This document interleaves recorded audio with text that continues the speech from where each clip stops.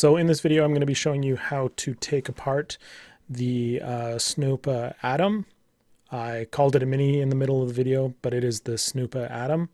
So word of warning for you, this is a little bit more difficult to do. So if you're technical, you've ever ripped apart a laptop and you know how to pry back tabs, or you've ever replaced the screen on your cell phone or something like that, then this will be very easy for you to do. You'll be quite comfortable doing it. But if you've never done one of those kind of repairs, you should be able to get into it. It's not the most impossible one to do. It's just going to be tricky and a lot of work. And the other thing is I do show a battery with a ripped open jacket. Please never, never, never, never rip the jackets off a lithium-ion battery. Lithium-ion batteries are extremely dangerous. They can burst into flames if you do not know what you're doing. I have actually had training in lithium battering and handling in industrial lithium batteries. So yeah, do not.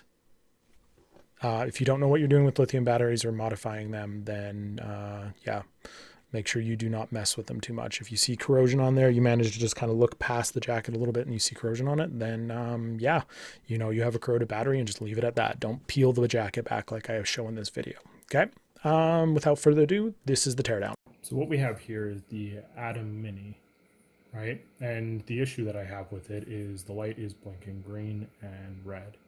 And I've taken this apart one time already, but I discovered that I had corroded batteries. So if you see here, this is the corroded battery for the first one, right? I had actually seen a little bit of rust on this pad, and then just peeled back this jacket a little bit to see that the battery had been corroded. So this is how I took it apart in order to replace the batteries on it. So this is not easy to take apart. Mostly what you're going to be concentrated on taking apart this handle, okay? So to begin with, there'll be 3 pads that you'll have to remove. They're just sticker pads. They've got some really sticky glue on them. You can see I've removed some of the glue already off of these.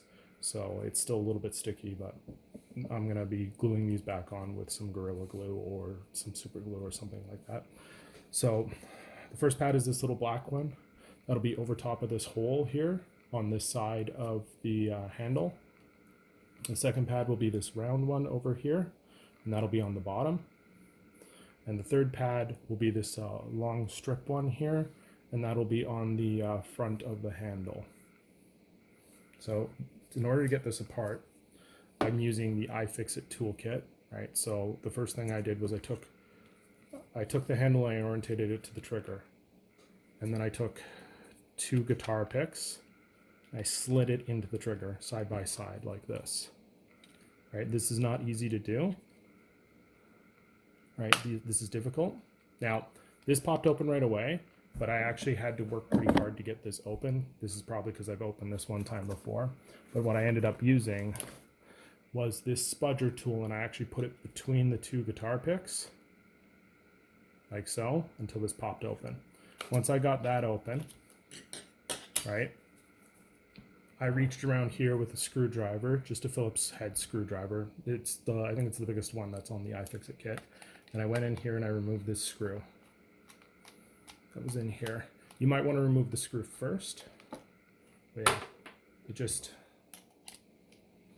just a regular threaded screw. And it should come right out. And just set that aside in a nice dish so that it doesn't get lost, or on a magnet so it doesn't roll around, right?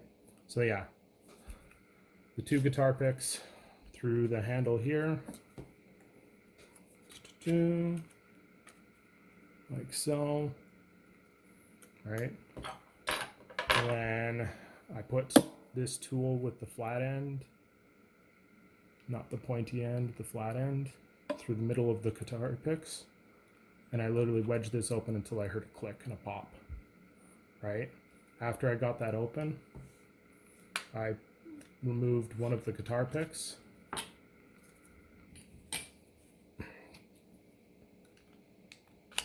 Pop that open again. Use my thumb to wedge this open and put the guitar pick under there to hold it right on top there. Okay, so then you can take this guitar pick out. So now you can see it holds it open with a nice large space. So what you should be able to do is kind of work the guitar picks down around the bottom here, and it is not easy in any sense. It is very difficult to do, right? If you need to use some leverage to pop it open, you can use the two guitar picks again. I'll grab another one. Kind of like so. See, this one should stay open now, but right. And then you can once again do the prying method of sticking this between the two guitar picks and then just kind of prying it open a little bit. Right, and then you kind of, use a few guitar picks at the time just to kind of keep popping it open until you get it all the way down to the base.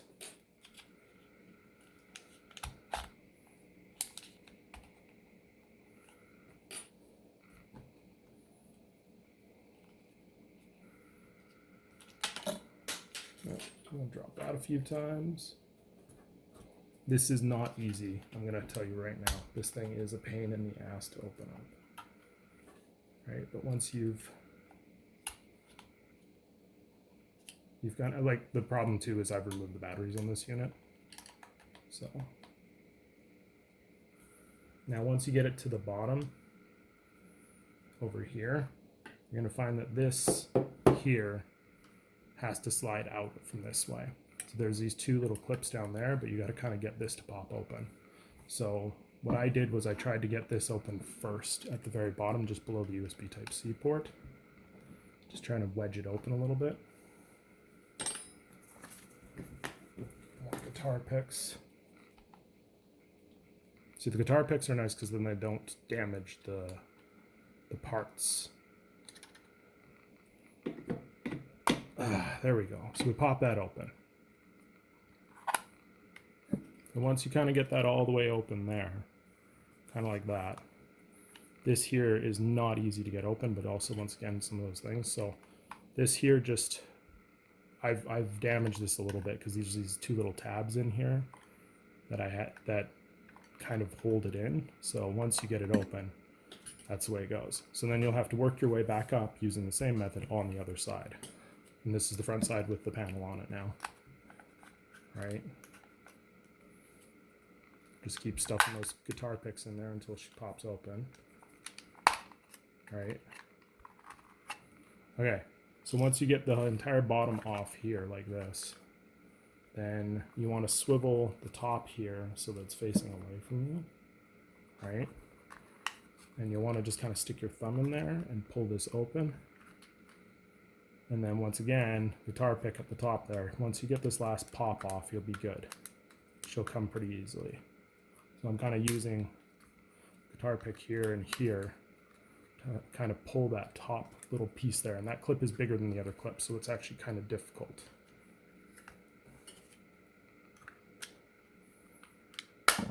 There we go. All right, cool. You got the unit open, sweet. Right, this panel comes off. Right, this panel stays tight. Try not to move this circuitry around. When you replace the batteries, put the top battery in first, because then this spring will allow you to push the bottom battery up here. I'll put battery in here real quick. So top battery first. You can pull this panel out of this little charger dealio out of the way. Sorry, this panel out of the way. Contact pad, sorry. And then when you get the top battery in, you can actually push the bottom battery up. So when you put the second battery in, you can actually push the second battery in and put it down there like that. Right? And then all you got to do is slap that bad boy on and clip, clip, clip. Right? So like I said, the issue I had was I had the blinking green and red light on the panel here. Oops. Also, this trigger does fall out pretty quickly, but it's easy because if you look up here, there's just a little hole for it. And this little nubby here just goes in that hole. Just like so. Just like so. Here, I'll do that in the center of the screen. So just like so. And then that will be back on. So if any buttons fall out, just place them back in on the side there. And be careful because all of these circuit boards will slide out easily now and fall out easily now. But yeah. The problem I ended up having was on the control panel down here, it was red and green blinking, and then it wouldn't hold a charge. Like if I plugged it in, it would blink. If I unplugged it right away, it would be black. Nothing would hold a charge. I tried turning it on, nothing would happen. I managed to turn it on and off a few hundred times to get the firmware updated before I could get it to do green lights on both, and then I would update the firmware. But as soon as I unplugged it, it was dead again. So yeah, I have a faulty battery in mine, right? And I said it's corroded. The jacket should never have this rusty, bubbly shit under it. What the jacket should always have is just that silver color there. That's just showing on those poles. It should just be silver all the way around. So yeah, I ordered a pair of gimbal batteries. Now, if you actually look at the battery themselves, if you just want to look up the battery and order it yourself, it is the SP26350. Yeah, the SP26350 battery, right? And then you can just order these. Just make sure they come in non-rechargeable and rechargeable as well. So make sure when you are ordering these that you order the ones that are lithium-ion rechargeable lithium-ion cells. That's the cells you want. So yeah, once you get it apart, you can just put it back together. This literally, like I said, put the trigger back on, the little trigger back on, because that falls out pretty easily. And then snap this all together. It just snaps in. And then get yourself some Gorilla Glue or some super glue or something like that. I wouldn't suggest super glue, because if you have to open this up again, then you're gonna fight with super glue. So just use some little bit of Gorilla Glue to glue little plastic pads back on. So yeah, that is how I am replacing the batteries on this thing. My battery should be arriving here today, but yeah, that's that. So a quick update, the batteries did come in for the gimbal, and I got the gimbal running after I replaced it with the batteries, but I ended up having to slightly modify the batteries, I guess this statement would have to be. See, so this is the original Snoppa battery that came out of the gimbal. This is the good battery, which I'm going to keep. And then the batteries I ordered came in a set of 3. So I actually have a spare one here of the Moza battery, M-O-Z-A battery. And this one is for their Moza 3-piece rechargeable. So yeah, I ordered this from Amazon, and their batteries are for a gimbal as well. And they came up with the same part number when I looked them up. So, you know, I thought they were the same. And they are 90% them. They are them 100% actually. It's just that they had, if you look at the bottom here, there's almost like a custom jacket that they put on it and a little bit of a riser. So this battery is actually a little bit taller than the Snoppa batteries, right? So it's just ever so slightly taller, if you can see that on the camera there, right? So what I ended up having to do is I had to strip off this black jacket. Don't worry, there's a see-through jacket underneath it, so it's not like you're stripping the jacket down to the bare cell. That's dangerous. But I just took my knife and I went in like on the flat bottom end, not on the positive pole end, because you could rip both the jackets. And I ended up just kind of using my knife to go through the bottom of this jacket, and then I just ripped off. They had a little tab soldered to the battery, and then it was soldered to the top of the battery too. Basically, that little contact pad that is inside the Snoppa gimbal is the same thing that this little extra soldered wiring is for. So that's really not necessary for this battery if you're using it in the Snoppa gimbal. So basically, this is kind of like, remember, this will void your warranty. So contact Snoppa. I actually talked to Snoppa like a few times. I went back and forth with their emails like 4 or 5 times to see if, you know, I could get the gimbal fixed, or, you know, I could, pardon me, I could get this battery in my hand.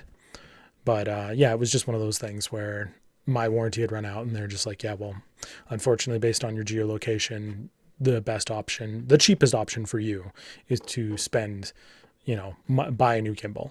And I was like, well, it's not my cheapest option if you know what you're doing. So like I said, I ripped apart my Snoppa. I bought some of these Moza batteries. It's for their Moza gimbal. And then I had to rip this jacket off. So like I said, they actually label negative and positive on theirs.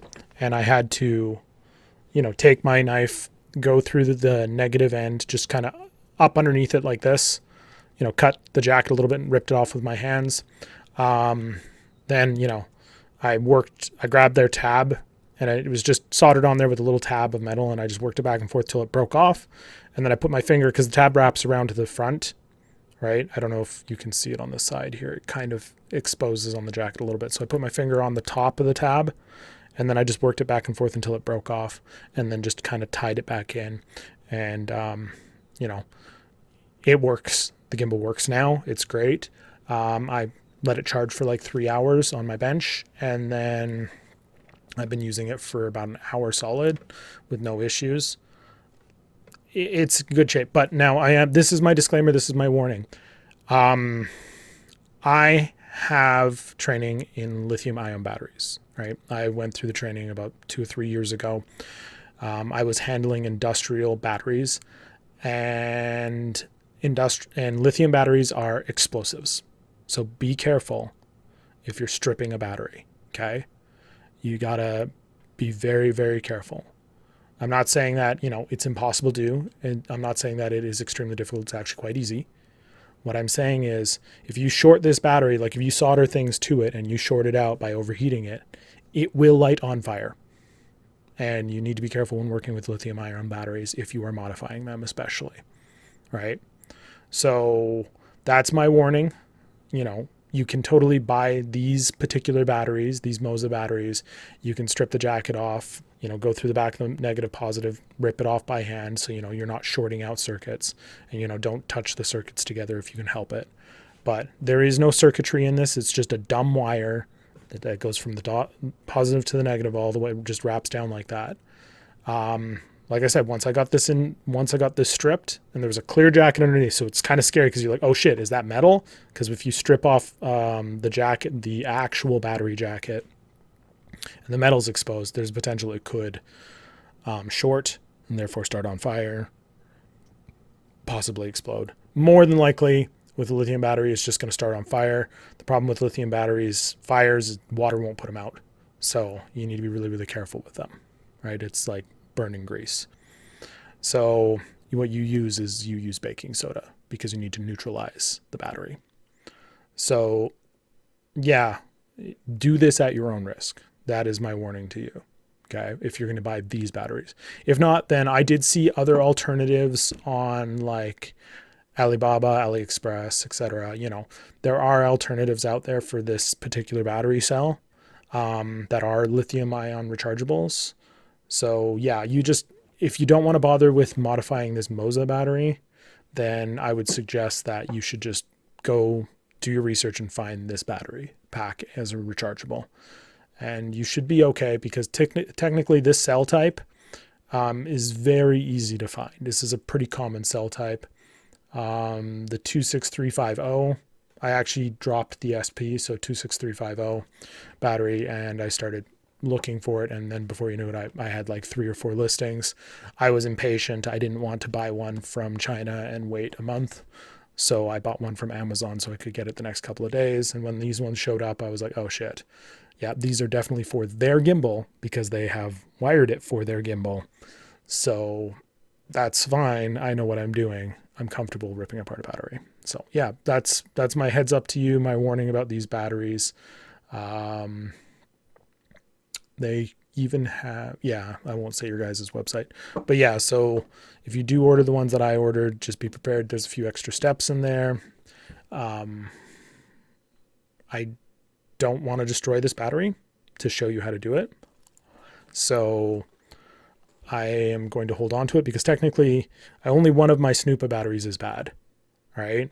And then my other Moza battery, my third one, because I bought them in a pair of 3, is good. So if I end up having this issue later on down the road, which I shouldn't, honestly, I'm even surprised that I had this issue in the first place. I will be ripping this apart then to fix it. But other than that, no, the gimbal works great. The battery replacement worked awesome. So yeah, these batteries are just going to go up on a shelf and hang out for the next while until I need them. And then when I need them, I'm going to, if I ever need them, maybe I'll use them in a different project or whatever. But yeah, that's that. So thank you very much for spending the time with me while I ripped apart a Snoppa Atom. Sorry.